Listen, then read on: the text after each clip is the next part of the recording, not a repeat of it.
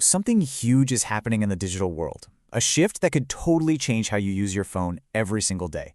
And believe it or not, it was all started by a video game. So let's get into it. It sounds kind of wild, right? But the short answer is, yeah, pretty much.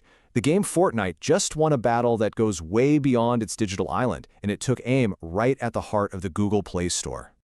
And there you have it. After years of legal battles, a jury came back with a unanimous verdict that sent absolute shockwaves through Silicon Valley.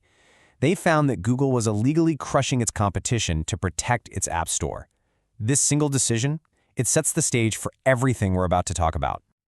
Okay, so how did we even get here? First, let's break down what the court actually found and why it's such a massive deal.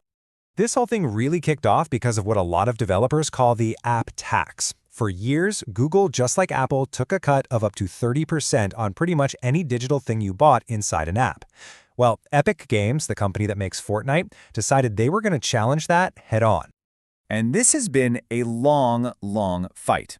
If we go back to 2020, Epic basically baited Google. They put their own payment system in Fortnite, knowing it broke the rules. Sure enough, Google kicked the game off the Play Store immediately, and bam, Epic filed a lawsuit that very same day. It was all planned.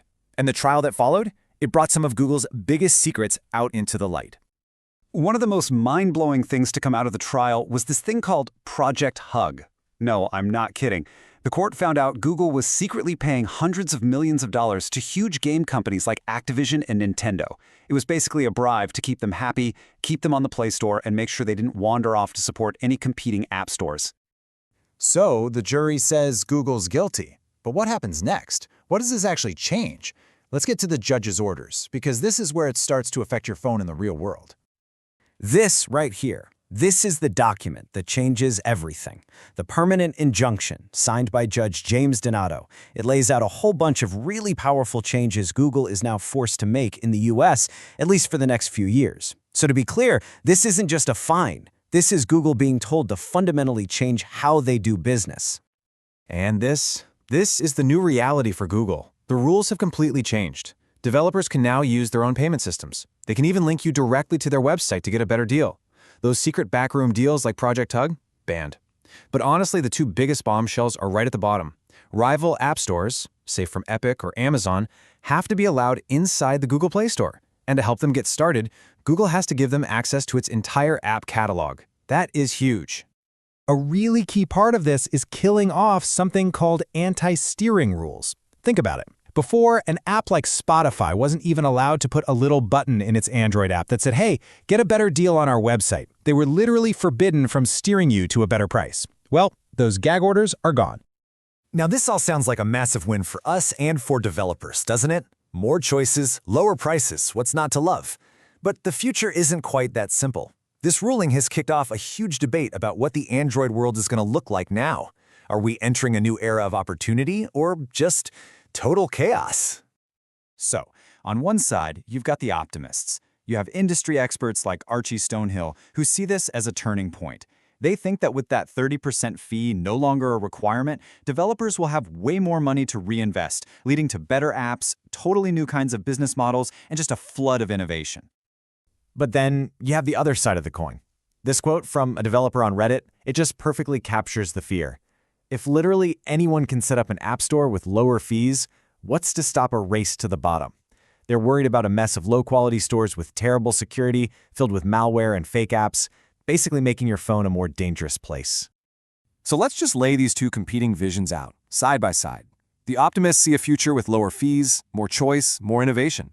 But the skeptics, they see a fragmented world with way more security risks and a potential nosedive in app quality. And let's be real, the financial incentive for developers to jump on this is just massive. Instead of paying Google 15 to 30%, using their own payment system usually costs around 5 to 10%. That difference, that's the fuel that could power this entire new ecosystem. All right, so where do we go from here? Well, the judge has made a decision, but you can bet that a company as powerful as Google is not going down quietly. So Google is, of course, appealing the entire verdict. But here's the kicker. They've already tried to get an emergency pause on these changes, and they were shot down by both the Ninth Circuit Court and even the Supreme Court. That means while the lawyers keep fighting in the background, all these new rules, they're happening right now. And this is Google's official stance. They're arguing that what the judge ordered isn't actually helping competition. They claim it's creating a messy system that's going to be less secure and ultimately harmful for everyone. They're basically repeating the same fears we heard from those skeptical developers. And that brings us right back to the central question, doesn't it? A video game just blew a massive hole in the walled garden of the world's biggest app store.